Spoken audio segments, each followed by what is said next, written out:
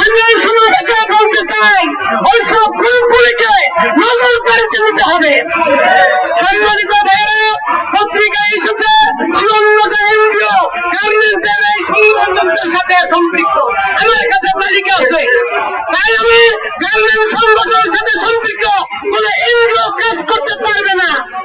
আমি সরকারের কাছে এই দাবি রাখতে চাই। আমি পরিষ্কার ভাবে আরো বলতে চাই, 2000 সালে আমাদের বিরোধিতার মুখে আমরা প্রচন্ড বিরোধিতা করেছিলাম ইন্ডাস্ট্রিয়াল পুলিশ তৈরি করার জন্য। এই ইন্ডাস্ট্রিয়াল পুলিশ এলাকার মুসলিমদের সাথে হাত করে কত অত্যাচার তারাই করে। এই ইন্ডাস্ট্রিয়াল পুলিশ, থানার পুলিশ, সব পুলিশ এইসব সন্ত্রাসীর সাথে আঘাত করে এইসব ষড়যন্ত্র করেছে আমাদের।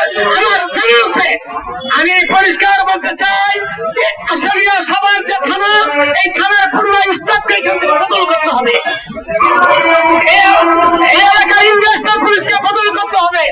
আর ভাই, আমরা এটা পরিষ্কার ভাবে জানি যে এই শিল্পে আমরা কাজ করি, সেই শিল্পে ভাঙচুর করার জন্য তো আমরা আসি না। সেই শিল্প রক্ষা করা আমানত, এটি হচ্ছে আমার দায়িত্ব। এই শিল্পে যারা নৈরাজ্য সৃষ্টি করতে আসে তাদের প্রতিহত করতে হবে, তাদের আমাদের প্রতিহত করতে হবে। এই শিল্প কোন সরকার মানুষের নয়, এই শিল্প কোন ব্যক্তির না, এই শিল্প হচ্ছে এখন রাষ্ট্রের জাতীয় শিল্প। এই শিল্পকে রক্ষা করার আমার জনতা সবার দায়িত্ব।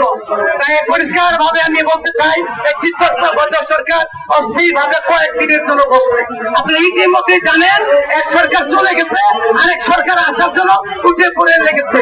আমাদের আমরা এই জাতীয় শ্রমিক ঐক্যের মধ্যে যেসব নেতৃবৃন্দ আছেন, আমাদের এ নিয়ে আমাদের কোনো মাথা ব্যথা নাই।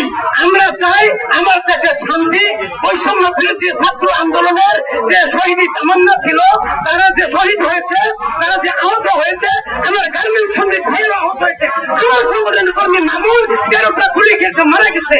অতএব তাদের রক্ত আমরা ফিরতে যেতে দেব না। তাই এই শিল্প রক্ষার জন্য আমরা যা করার তাই আমরা করবো। আমি আমার বক্তব্য দীর্ঘায়িত করবো না। সকলকে ধন্যবাদ জানিয়ে আমি আমার বক্তব্য এখানে শেষ করছি। আসসালামু আলাইকুম রহমতুল্লাহ।